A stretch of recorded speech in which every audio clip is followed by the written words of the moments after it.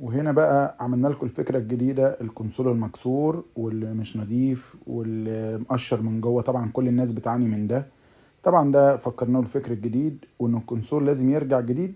الارم ريست ده يا جماعة كلنا بنعاني منه، ده بتاع الافورت 6. شايفين التقشير برضو اللي في الجلد المشقق، كسينا الجلد وبنكسي الجلد، وبنطلع الارم ريست حته حته من بعضه، وهنفككه كله من بعضه. وكل حاجه انتوا شايفينها لازم كل حاجه تتفكك علشان نشيل الطبقه الاولانيه اللي انتوا شايفينها دي. ده هنشيل الطبقه دي كلها ونوريكم شكله بعد ما يخلص. طبعا ده برضو بنشيل السوسه كده بالراحه عشان السوسته دي متعبه جدا. وبعد كده بننضف اللي جوه اهو بعد ما طلعناه من بعض وشيلنا الارم ريست من فوق الجزء العلوي يعني. بننضف بقى زي ما انتوا شايفين كده واحده واحده.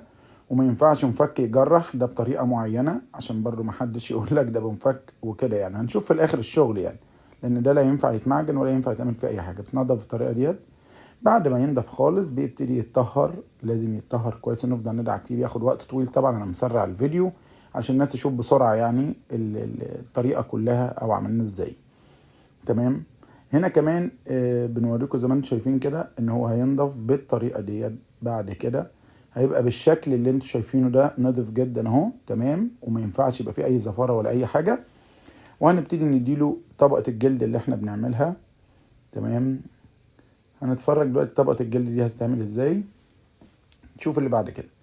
خلينا هنا بقى الرش. تعالوا نشوف الرش والطريقه ازاي. دي هتدي طبقه جلد، ده بياخد وش في 2 في 3 في 4 لحد ما يستر معانا ويدينا الملمس الاصلي اللي هو كان مرشوش بيه زيه بالظبط. ده هنشوف في الاخر بعد ما نخلص هنشوف الملمس ده، واما ينشف يبقى شكله ايه. تعالوا نشوف بقى اما نشف هنا شكله طلع ازاي. تعالوا نشوف بصوا المنظر يا جماعه. وطبعا ده بيبان في الاخر، هيبان برضو لما يتقفل. هنا احنا دي مكسوره طبعا بنلحمها وبنكملها حتى لو ناقصه.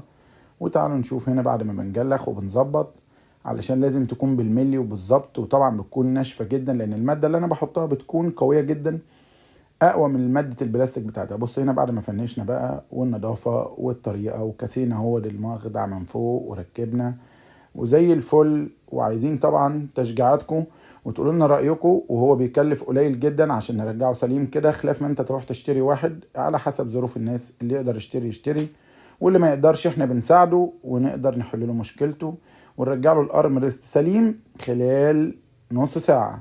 خلال نص ساعه اوريك الارم كده وكل حاجه ترجع جديده زي ما كانت. احنا هنا هنقفله بقى. تمام. ونوريكم واحنا بنقفل بسرعه بسرعه كده. وطبعا الكاب هولدر وكل حاجه رجعت ونضفناه وظبطناه ويرجع كل حاجه جديده ومساميره هتربط في مكانها. وتعالوا نشوف احنا بعد ما قفلنا وبنربط مساميرنا هنبتدي نعمل ايه. طيب النهارده احنا هنركب بقى كل حاجه بالراحه كده جميله. وركبنا الجرار ورا جديد اهو. تمام. كل حاجه بترجع جديده. طبعا بتحط الكليبسين وبتحط قلب الطفايه، انا طبعا عشان بوريكم الشغل سريع سريع كده. تمام. هنا الكونسول بعد ما خلص اهو. تمام. وتقولوا لنا رايكم بقى، وايه رايكم في الوضع واللي احنا عملناه والشكل الجديد، وان الكونسوله رجعت جديده خلال نص ساعه. تمام. احنا موضوعك بياخد معانا نص ساعه وترجع كل حاجه جديده. استنونا في فيديو جديد وفكره جديده وحل مشكله جديده.